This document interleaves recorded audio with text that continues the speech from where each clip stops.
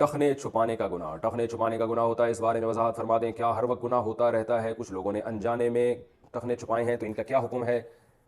ٹخنے چھپانا گناہ کبیرہ ہے۔ رسول اللہ صلی اللہ علیہ وسلم نے ارشاد فرمایا ما اسفل من الازار الى الكعبین ففی النار، جو ازار کا حصہ ٹخنوں کو چھپائے گا، ڈھکا ہوا ہوگا نیچے، تو وہ حصہ جو ٹخنوں کا وہ حصہ ہے، آپ صلی اللہ علیہ وسلم نے فرمایا وہ آگ میں جلے گا۔ بہت شدید وعیدیں ہیں۔ کسی صحابی کو آپ صلی اللہ علیہ وسلم نے ٹخنے ڈھانکنے کی اجازت نہیں دی، خود آپ صلی اللہ علیہ وسلم کے ازار بھی اوپر اٹھا ہوتا تھا، اور آپ صلی اللہ علیہ وسلم نے یہ بھی فرمایا کہ جو مسبل ازار ہے، اپنی شلوار کو نیچے یا ازار کو نیچے لٹکانے والا ہے، لا یرید بذلک الا المخیلہ، اس کا ارادہ تکبر کے علاوہ کچھ بھی نہیں ہوتا، تو اس لیے اس عمل کو تکبر قرار دیا گیا ہے۔ تو اس بحث میں نہیں پڑنا چاہیے کہ اس میں تکبر ہے یا نہیں، یہ کبر ہی سمجھا گیا ہے۔ حضرت ابو بکر رضی اللہ تعالیٰ عنہ سے بعض لوگ استدلال کرتے ہیں کہ حضرت ابو بکر رضی اللہ تعالیٰ عنہ نے نبی سے فرمایا کہ یا رسول اللہ میرا ازار بعض دفعہ نیچے چلا جاتا ہے، مجھے پتہ نہیں چلتا، تو آپ نے فرمایا انک لست ممن جرہ خیلا، تم ان لوگوں میں سے نہیں ہو جو تکبر کی وجہ سے ٹخنے لٹکاتے ہیں، یعنی ازار لٹکاتے ہیں۔ تو بعض لوگ کہتے ہیں کہ دیکھو حضرت ابو بکر کو جیسے اجازت مل گئی اس لیے کہ ان کے دل میں تکبر نہیں تھا، تو ہمیں بھی اجازت ہے، ہمارے دل میں بھی تکبر نہیں ہے۔ تو اس حدیث کا جواب یہ ہے کہ اس حدیث میں نبی صلی اللہ علیہ وسلم نے حضرت ابو بکر کو اجازت نہیں دی ہے۔ کوئی ایک روایت بھی نہیں ملتی کہ حضرت ابو بکر اپنا ازار نیچے لٹکایا کرتے تھے، کہیں بھی نہیں ملتا۔ حضرت ابو بکر بھی اٹھا کے رکھتے تھے۔ تو نبی نے تو حضرت ابو بکر کو یہ تسلی دی ہے کہ تمہارا جو بے خیالی میں ازار نیچے چلا جاتا ہے تو ہمیں یہ یقین ہے کہ آپ تکبر کی وجہ سے ایسا نہیں کرتے۔ یہ مطلب نہیں تھا کہ آپ نیچے کر لیا کریں، وہ تو یہ کہ بے خیالی میں جو آپ سے ہو جاتا ہے تو اس پہ آپ کو گناہ نہیں ملے گا۔ ورنہ حضرت ابو بکر، حضرت عمر، جتنے بھی صحابہ ہیں سارے اپنے ازار کو اٹھاتے تھے۔ حضرت عمر میں بھی تکبر نہیں تھا، لیکن حضرت عمر اس میں بہت سختی کیا کرتے تھے کہ وہ دیکھتے اگر کسی کا ازار ٹخنوں سے نیچے تو کوڑے سے خبر لیتے تھے، اس کی کوڑا مارتے تھے، اس کے ٹخنوں کے اوپر اٹھاتے تھے۔ حضرت عمر رضی اللہ تعالیٰ عنہ کی جب شہادت کا وقت تھا، آپ کو جب نیزہ لگا فجر کی نماز میں، کسی نے برشا مارا، کسی بدبخت نے، وہ جو مجوسی تھا، تو آخری ایام چل رہے ہیں اور بالکل شہادت کی گھڑی ہے، عیادت کے لیے ایک نوجوان صحابی آئے آپ صلی اللہ حضرت عمر کے پاس۔ جب وہ واپس جانے لگے تو حضرت عمر نے ان کو بلایا اور ان کو بلا کے کہا کہ اپنے ازار کو اوپر کرو۔ تو علماء لکھتے ہیں کہ اس شدت تکلیف کی، اس شدت میں کہ جب بالکل موت کا وقت قریب ہے، تو اس میں بھی حضرت عمر میں نہیں علی المنکر کا اتنا جذبہ کہ ایک شخص کو دیکھا کہ اس کا ازار نیچے تو ان کو واپس بلایا اور فرمایا کہ اس کو اوپر کرو۔ تو صحابہ کرام اس مسئلے میں بہت حساس تھے،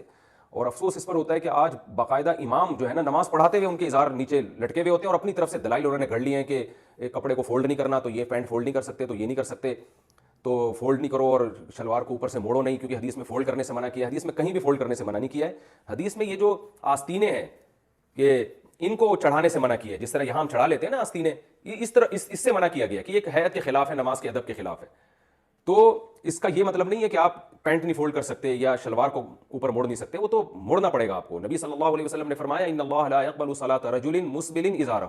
اللہ اس شخص کی نماز قبول نہیں کرتے جو اپنے ازار کو لٹکانے والا ہو۔ تو اس لیے بلا شرعی عذر آپ کے لیے ازار لٹکانا، مرد کے لیے یہ بالکل جائز نہیں ہے، بالکل حرام ہے۔ ہاں کہیں شدید مجبوری ہو تو ایک الگ بات ہے، جیسے آپ کا یعنی آپ کو آفس میں اس کی پرمیشن ہی نہیں مل رہی ہے، تو پھر وہاں گنجائش دی جائے گی کہ اس لیے کہ آپ کی نیت قطعاً تکبر کی نہیں ہے، آپ تو ایک مجبوری سے کر رہے ہو کہ اگر نہیں کیا تو آفس سے نکال دیا۔ جیسے فوج میں ہوتا ہے کہ وہ یونیفارم کا حصہ ہے ان کے، اب فوج میں پریڈ میں اگر وہ ٹخنے کھول کے اپنی پینٹ کو فولڈ کر کے اوپر رکھیں گے تو پھر ان کو اس کی پرمیشن نہیں ہے تو وہ جاب سے نکال دیں گے، تو وہاں مجبوری کی حد تک گنجائش دی جا سکتی ہے، لیکن نارمل حالات میں اس کی قطعاً اجازت نہیں ہے، اور علماء صلحاء پہ تو یہ بالکل بھی سوٹ نہیں کرتا، اور جو ایک سنت طریقہ ہے لباس کا وہ اسی کو فالو کرنا چاہیے۔ تو اس لیے اس میں بہت سخت شریعت کا حکم ہے، تو اس کو ہلکا نہیں لینا چاہیے۔ ہاں عورت کے لیے جائز ہے، بلکہ جائز کیا اس کے لیے تو لازم اور واجب ہے کہ وہ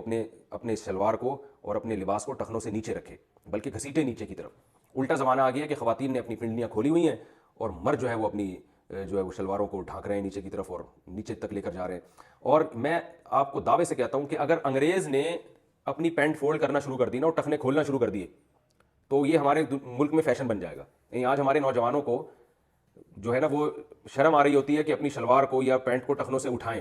لیکن یہ شرم اس وقت تک آ رہی ہے جب تک انگریز نہیں کر رہا یہ کام۔ جس دن انگریز نے اس کو فیشن بنا لیا نا گورے نے کہ یہ جو ہے وہ پینٹ کو اوپر تک لے کے جائے گا تو سب میں یہ فیشن آ جائے گا، تو ان کو پھر اس میں جو ہے نا آر محسوس نہیں ہوگی۔ تو اس لیے بھائی جو پہلے ایک کام کر لیں انگریز کے آنے سے پہلے ایک کام کر لیں، سنت بھی ہے، ثواب بھی ہے، اور اس میں انسان کی بقا بھی ہے، یعنی بچت بھی ہے تکبر سے۔ تو نبی صلی اللہ علیہ وسلم، صحابہ کرام، تابعین سب یہی کیا کرتے تھے۔ آپ نے جب حضرت عثمان رضی اللہ تعالیٰ عنہ کو صلح حدیبیہ میں بھیجا نا حضرت عثمان کو، تو حضرت عثمان کی شلوار جو ہے نا ازار اوپر تھا، تو مشرکین مکہ آپ کا مذاق اڑانے لگے کہ یہ دیکھو کیسا ازار پہنا ہوا انہوں نے۔ تو حضرت عثمان نے فرمایا جس کا مفہوم ہے کہ میں تمہاری وجہ سے اپنے پیغمبر کے طریقے کو نہیں چھوڑ سکتا۔ تو ہمیں بھی اس پہ فخر ہونا چاہیے۔ کیا ہے لوگ 2-4 دن باتیں بنائیں گے اس کے بعد ختم ہو جائے گا معاملہ۔